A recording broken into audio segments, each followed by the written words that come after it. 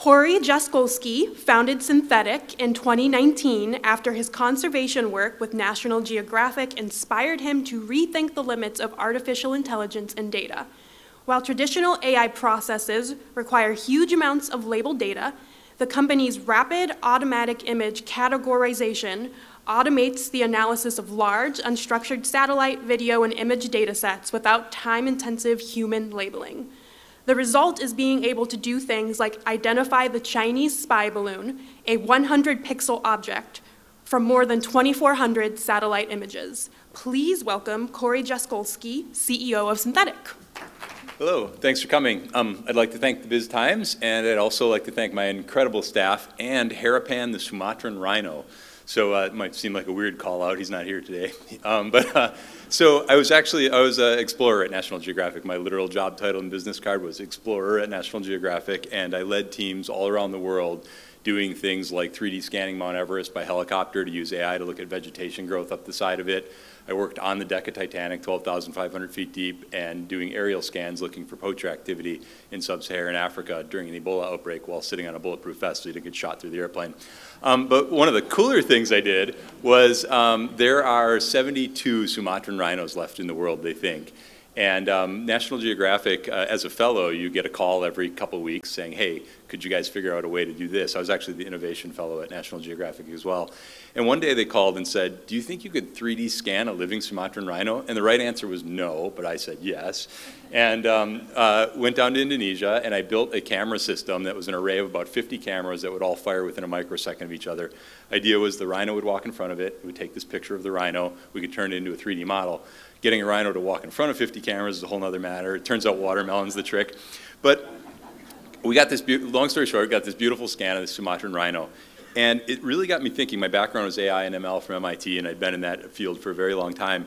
It got me thinking, here's a problem that we actually couldn't apply AI to. There's only 72 Sumatran rhinos left. That's not enough training data to build an AI model. When Meta or Facebook builds AI models, they use 1 billion labeled images to build an AI model.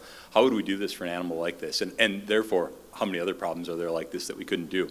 So I started Synthetaic to try to look at solving that problem. And what Synthetaic does, it's actually, there's a great analogy today, which is ChatGPT. ChatGPT, you can ask a question. You can say, my favorite is, write me a song about a muskrat that lives in Wisconsin but wants to travel the world. And it comes back with a song that fits that, but it doesn't know what those words mean. It doesn't know what the sentence structure is.